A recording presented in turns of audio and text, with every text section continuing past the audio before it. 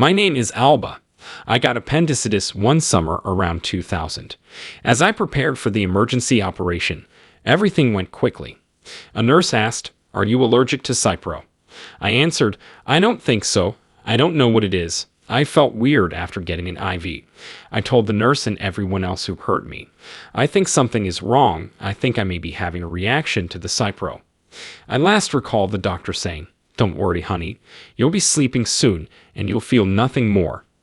I fell asleep as instructed. My claustrophobia is another major issue. A large ticket. Next thing I know, the physicians are loudly calling my name. Suddenly, I heard code blue, code blue. That astonished me, so I opened my eyes. I opened my eyes and tried to breathe, but I only saw myself breathing. That made me sit up on the operation table.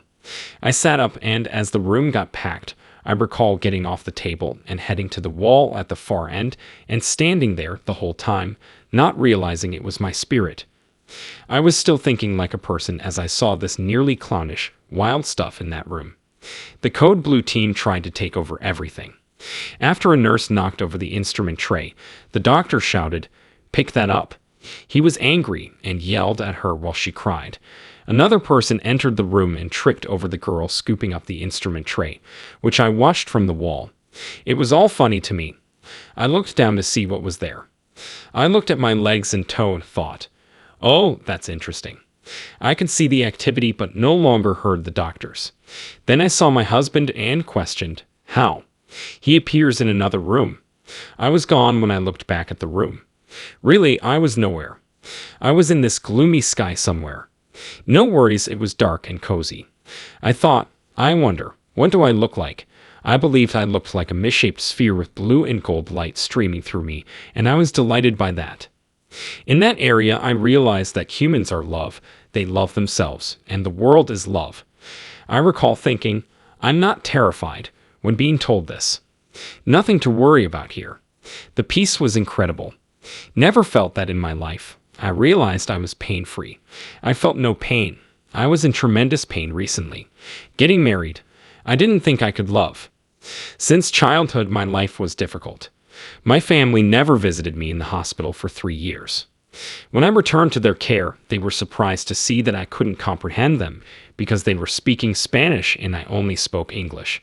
The ability to love was often questioned after 3 years without anyone seeing me. Always felt cold and fishy. In that area, sky or darkness, I felt immense affection for all humanity. Since I'm a hermit, that startled me. My hermetism persists. After some while, I wondered, where are the angels? Where's light? Is this where I'll stay forever? I even thought, wouldn't hurt. Your ache is gone. Very peaceful. You're solitary. You were always alone. The super caused me to stop reading, but the time was really short, except that when I left, I was transported to the ITU.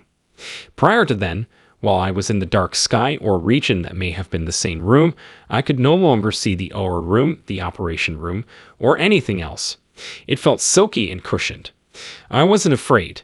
I'm not afraid of much today. While in that region, I said, "Where are the angels?" My next step. I heard my name called, "Alba, breathe." Each time it got louder, I said, "I'm not listening." Refusing to go. "I'm staying." Screaming continued. It kept getting louder, and I was determined. I hear they hit their body or come out of their skull.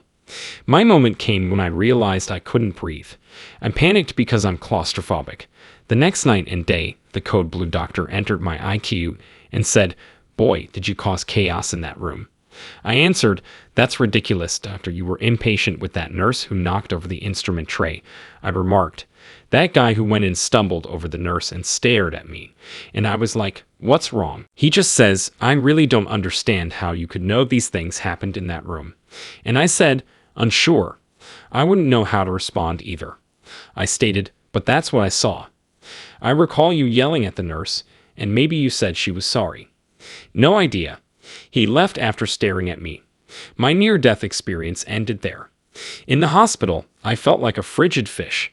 I'm a pisses, and people were uncomfortable around me. They dismissed me and seemed uncomfortable when they talked to me.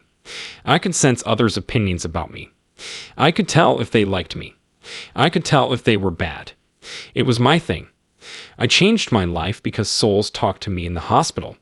I realized that if they're continually watching me and being watched by me, I must behave. So I can't do what my pals do. I must walk straight and narrow. A day before I was released from the hospital, I spotted a tiny girl.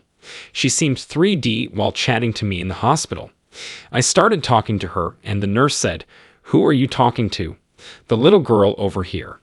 His response, "There's nobody there." I recognized then that she probably was there to say farewell when I was sent home the next day. So I'd change. That day seems like yesterday. I have many tiny stories, but I became more social. I understood we're all people and can love and care for others and my children. Everyone's a soul. We all hear soul work. Despite not being people, we're souls. I see such folks now. I barely see them as people. I think of their spirit force when I chat to them. Not now. We are all bashing our heads and going crazy. But that's how I view people most of the time. Always acknowledge them. Always looked away, but never wanted them to stare at me. I smile and talk now, unlike previously. Before 50, I didn't do that. After my near-death experience and realizing I could care for others, I became friendly. It changed there. My freedom increased. The reason I came back, though I didn't want to, was because I was supposed to. It's been hard to deal with my son's death 10 years after that incident. Because of all I went through, I know he's okay, home, and trouble-free.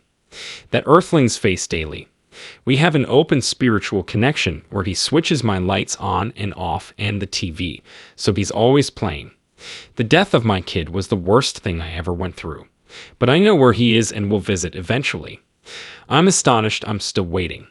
Life has been difficult for me throughout my lengthy life. This has always been hard. My childhood surgery was terrible. They fell apart years later, and I've had several operations, blood transfusions, and other procedures. I keep going despite the anguish because I know something beautiful will come from this. I'll do well because I'm learning to improve every day and care about and provide what I can. These are my things. Even if you're broken, help someone. You feel better about yourself. Just helping each other and evolving to a higher frequency. No idea. It's still hard since I'm in pain, but I'll never have surgery again because it always fails. But I'm happy because my near-death experience taught me that we're loved and valuable to the world.